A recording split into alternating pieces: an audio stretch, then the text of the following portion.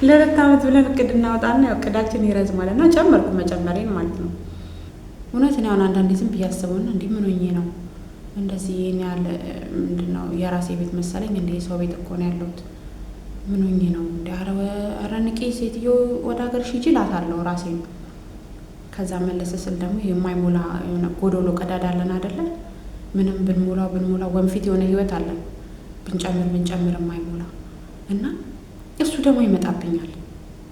አምላኬ ሆይ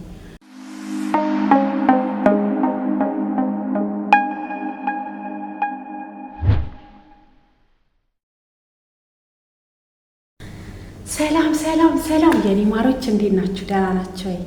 አላችሁልኝ ወይ? የኔ እንቁ ሲከፋኝም ደስ ሲለኝም ሲደብረኝም በቃ ስትናፍቁኝ መጥቼ ሀሳቤን የምተነፍስባችሁ የሀሳቤ ተካፋዮች እንዴት ናችሁ? ደህና ናችሁ? ስራ፣ ጤና ሁሉ አማን ነው? እኔ ጋር ሁሉም ሰላም ነው። ቤተሰብ እንዴት ነው? ትደውላላችሁ? አቃጣዮቻችሁስ እንዴት ናቸው? ደህና ናቸው ወይ? እኛ ያለን ምን ይሆናሉ አትሉኝም? ለማንኛውም ዛሬ እንግዲህ በነገራችን ላይ ልብስ እያሰጣሁ ነበረ።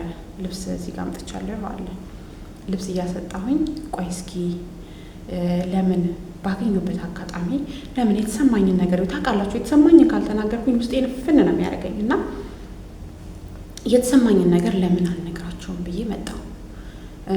ያው እንግዲህ እንደሚታወቀው ሁላችንም ስደት ላይ ነው ያለነው፣ ብዙዎቻችን ስደት ላይ ነው ያለነው እና የስደት ህይወት እንዴት ይዟችኋል? አንደኛ እንደ ጥያቄም እኔ ጋር ያለም ነገር ላካፍላችሁ ስለፈለኩ ነው እና የስደት ህይወት እንዴት ይዟችኋል? በምን አይነት ሁኔታ ነው ስራን እየሰራችሁ እያለፋችሁ ያላችሁት? በማዘን ያው አንዳንድ ሰው ስንት ጊዜሽ ነው ምናምን ስትብላችሁ እንዲህ ገጠመኝ ስትጠያየቁ 2 ዓመት አልፎኛል፣ 6 ዓመት ሆኖኛል፣ አረ 2 ዓመቱ ራሱ 5 ዓመት ሆኖብኛል ምናምን የሚሉ ሰዎች ይበዛሉ። እና ከምን አንጻር ነው ለምንድን ነው 2 ዓመቱ የዚህን ያህል የሚረዝምብን? ማለቴ ስራውን ስትሰሩት በምን አይነት ሁኔታ ነው እየሰራችሁ ያላችሁት? እንዴት ነው የሚለውን ነገር አብረን እንድናወራ ነው። እንግዲህ ቤቴ ላይክ፣ ሼር፣ ሰብስክራይብ እያደረጋችሁ ትንሽ እንትና እስከሚያስጮው ድረስ እናወራለን ማለት ነው። እና በምን አይነት ሁኔታ ነው ስራ እየሰራችሁ ያላችሁት? ከራሴ ያለው ነገር ትንሽ ልንገራችሁና ያው እንደምታውቁት እንግዲህ እኔ እዚህ ሀገር ከመጣ 2 ዓመት አልፎኛል። ቤት ቀየሬ ነው። አንድ ቤት ትንሽ ወራት ነው የሰራሁትና በጣም የማይሆን ቤት ነበረ። ግን የማይሆን ቤትም ስራም ይበዛብኛል ምናምን ብቻ ጥግርሩ ነበረ በደንብ ማለት ነው እና ማለት ነው። ግን በቃ እዛም ስሰራ እንዲህ ብዙም ስራ አላካብድም ማለት አላካብድም ስላችሁ እንዴት ነው በቃ የሆነ በቃ ዝም ብላችሁ ራሳችሁን ፈታ አርግታችሁ የምትሰሩት ነገር የለም። አንዳንድ ልጆች ወይኔ ይሄኔ እኮ በሰዓት ሀገር ይሆን እንደዚህ ሰራ ነበር ወይኔ በሰዓት እኮ እንደዚህ ምናምን ብለው የሚያስቡ ልጆች አሉ። እኔ እንደዚህ አይነት ነገር አላስብም እና በቃ ያለሁበት ቦታ ነው እንዳለሁበት ሁኔታ ምናምን አርግቼ በቃ ፍሪ ሆኜ ነው ሰርቼ የማሳልፈው እና ብዙም ጊዜው እንትን አይልም ነበረ እንደዚህ ብዙ ማለት እንዴት ነው ሰው ሀገር ያለው ምናምን አይነት ስሜት ተሰምቶኝ አያውቅም ነበረ። እና እንደዚህ ሲከፋኝም ደግሞ እየመጣው ከእናንተ ጋር አወራ ነበር ምናምን እና ብዙም አይሰማኝም። እና ምን ልላችሁ ፈልጌ ነው ወረኛው ጉልጅ ምን ልላችሁ ፈልጌ ነው መሰላችሁ? ስንሰራ ብዙዎቻችን እንማረራለን ስላችሁ እንዴት ነው በቃ እንዴት ነው በጣም አማራጭ አታችሁ አለ አይደለ? የሆነ ነገር ስራ ነው ክብድ የማድረግ የለም። ገና እንደዚህ ያለብኝ ገና ይሄንን ልሰራ ነው እንደዚህ ምናምን ምን ልጆች ብዙ እንበዛለን እና ባክሽ እዚህ ቤት ኮተት አያልቅም፣ ባክሽ እዚህ ቤት ስራ አያልቅም፣ እንደዚህ ያርኩ እንደዚህ በቃ የሆነ ያጣጣላችሁ ምናምን የለም። እንደዛ መሰሩ ልጆች ትበዛላችሁ እና ያው ይሄንን እምላችሁ እንግዲህ ብዙ ስደት ላይ እንደመኖራችን ብዙ ጓደኞች ይኖሩናል፣ እናወራለን እንደዚህ ቴሌግራም፣ ዋትስአፕ፣ ቲክቶክ ምን ግሩፕ የሌለን ቤት የለም። እኛ የግሩፕ ቤቶች ነን እኛ እና ብዙ ቦታ ስታወሩ እንደዚህ አይነት ነገር ትባላላችሁ።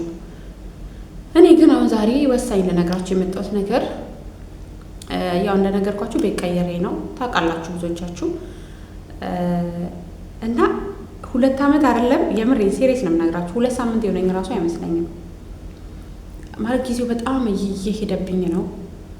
ምናምንና እንዴ እንትን ብዬ አላውቅም። አሁን ባለፈው ነው እንዲሁም ጊዜሽን ጨርሰሻልና እንዴት ነው ትጨምሪያለሽ ወይስ ትሄጃለሽ ምናምን ስትለኝ ነው መጨረሴን ራሱ ያስተዋልኩት ማለት ነው። እና ለምንድን ነው ብዬ ዝም ብዬ ማለት እንደዚህ ያልመሰለኝ ለምንድን ነው ያለሁት የሰው ሀገር ነው ለምንድን ነው ብዬ ራሴን ጠየቅኩት።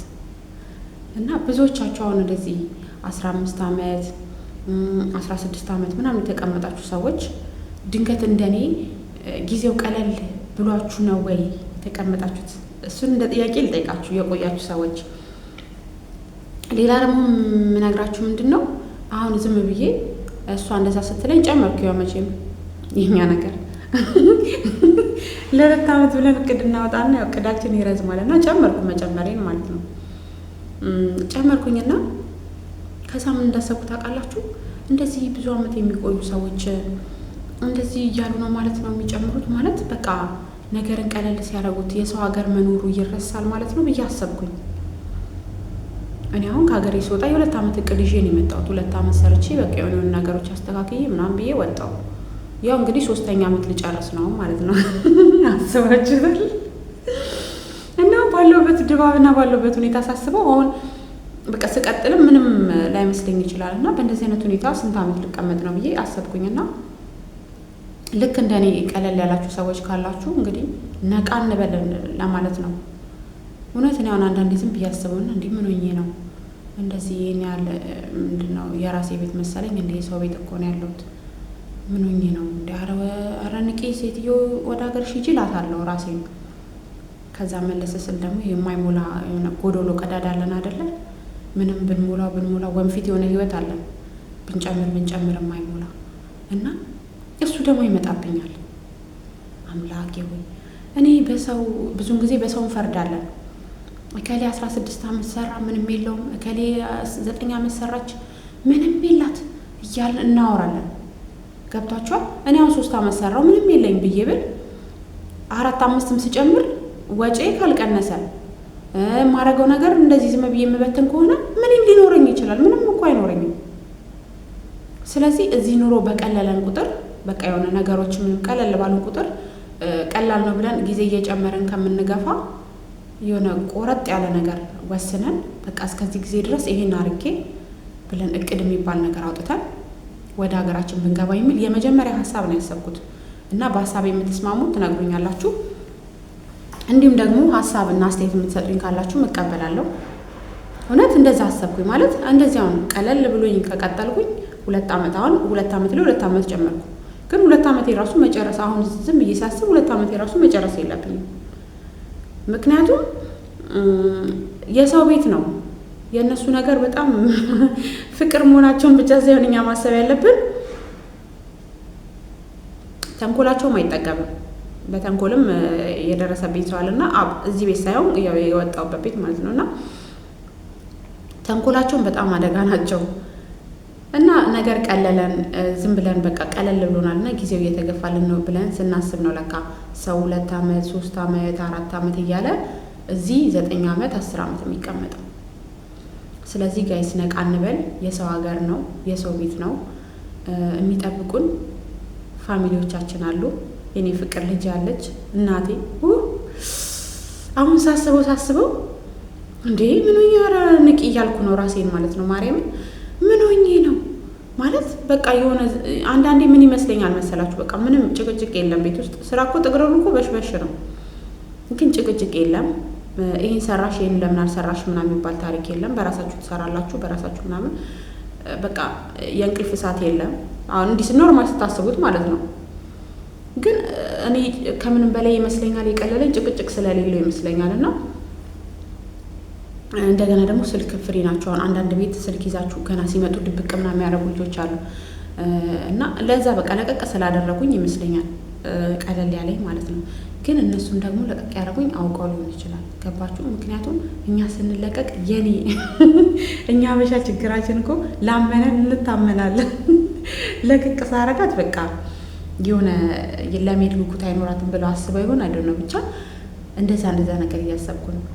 እና ወሬ አላብዛባችሁ፣ ብቻ ቀለል ላድርግላችሁና እንደዚህ ቀለል ብሏችሁ ብዙ አመት ሰው ቤት የምታስቆጥሩ ሰዎች እኔ ገና 3ኛ ዓመት አልጨረስኩ። 2 ዓመት ከስንት ወር የመሰላችሁ? ሰኔ ላይ ነው የመጣሁት።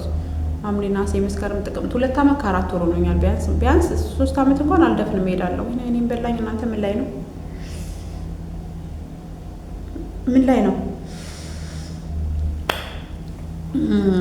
3 ዓመት የራሱ መድፈን አልፈልግም። ሲሪየስ ማለት ነው። በሆነ ሰበብ መሄድ እፈልጋለሁ። ምክንያቱም እንዴ ቀለለኝ ብዬ እናንተ በጣም እድሜን እዚህ ልጨፈጭፍ ነው እንዴ? እና ይቀለኛል ብላችሁ የምታገኙትን ብር አትበትኑ። ሰዎች ጥሩ ናቸው ምናምን እያላችሁ የምታገኙትን ብር እንትን አትበሉ። እቅድና እቅድ ላይ ብቻ አውጡት። አሁን የሆነ እቅድ አውጥታችሁ ልታረጉ ስትሉ የማይሆን ሌላ ነገር ደግሞ እዛ ቤተሰብ ሲላችሁ ታወጣላችሁ። የቤተሰብ ቀዳዳ አይሞላም። እውነት ነው የምነግራችሁ። ያው ከኔ በላይ እኔ ትንሽ ዓመታት ነው የቆየሁት፣ ግን ከኔ በላይ ብዙ ዓመት የቆያችሁ ሰዎች ታውቁታላችሁ። የቤተሰብ ቀዳዳ አይሞላም። የምንኖረው ለቤተሰብ ነው ብለን ደግሞ እኛ መቅለጥ የለብንም። እውነት መቅለጥ የለብንም። በቃ 3 ዓመት 4 ዓመት ከቀለጣችሁ በቂያችሁ ነው። ከዛ በኋላ ለራስ ጉልበት ይደክማል። እውነት ይመስላል እንጂ አሁን ዝም ቢሆን ነገሮችን ቀልል አድርጌ ሰርቼ ልክ ማታ የማርፍባት ሰዓት ላይ ነው ሰውነቴን የሚሰማኝ ማለት ነው። ከዛ ሌሊት 10 ሰዓት ነው በዚህ የምነሳውና ሌሊት ልነሳ ስል ጉልበቴን ሁሉ ይዘኛል። በቃ የግዴ እውነት ወይኔ ይሄኔ እኮ ሀገሬ ቢውልህ ጥል ነበር እላለሁ። የግዴን እነሳለሁ። ከዛ በኋላ አእምሯችሁ ወደ ስራ ይነቃቃል። ፏ እያላችሁ ነቃ ብላችሁ ትውላላችሁ። ማታ ልክ ልረፍ ስትሉ ይደክማችኋል። ስለዚህ የዚህም ሀገር ኑሮ እንደዛ ነው። አሁን እዚህ 10 ዓመት 9 ዓመት 11 ዓመት ምናምን ሰርተን ሀገር ገብተን እንረፍ ስንል በሽተኞች ነው የምንሆነው። በቃ ሰውነታችን ዱቄት ነው የሚሆነው። ስለዚህ ቀድም ከዚሁ ላይ ራሳችን እናስብ ልላችሁ እወዳለሁ። ያው እንግዲህ ከጨቀጨቋችሁን በጣም ይቅርታ። ያው እንግዲህ እንደምታውቁት የተሰማኝን ደግሞ መናገር ግዴታ አለብኝ። ቤቴን ሰብስክራይብ፣ ላይክ፣ ሼር አድርጉ። ሀሳብና አስተያየታችሁን እጠብቃለሁ። ሀሳቤን ሼር እንደምታደርጉኝ እርግጠኛ ነኝ። ለምን ብትሉ በቃ የሰው ሀገር ነው።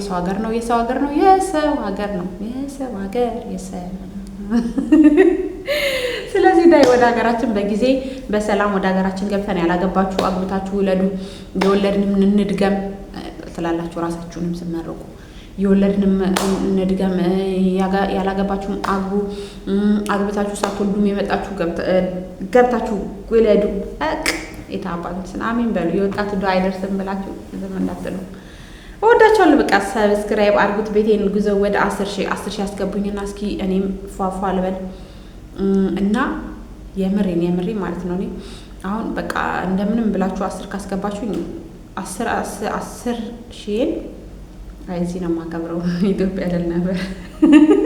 ለምን በቅርቡ ምናምን ታስገቡኝ እንዴ? እዛ ሄደው ከወራት በኋላ ነው። ለማንኛውም ይመቻችሁ ምርጥ አገሬ ልጆች፣ የኔ አንበሶች፣ የኔ ጀግኖች ወይ ያላችሁ በሰላምና ጤናችሁ ብዝት ይበልልኝ። ጤነኞች ሁኑልኝ። ሰላማችሁ ብዝት ይበልልኝ። ሰላምና ጤና ካለን በሰላም ወደ ሀገራችን እንገባለን። ፒሲው እወዳችኋለሁ። ይህ የማርካን ቲዩብ ነው። ሰብስክራይብ ማድረግ እንዳይረሳ። እወዳችኋለሁ። ባይ የኔ ጀግኖች፣ የመዳም ሳይሆን የህይወት ቅመሞች እወዳችኋለሁ። እሺ ሰብስክራይብ ማድረግ እንዳይረሳ።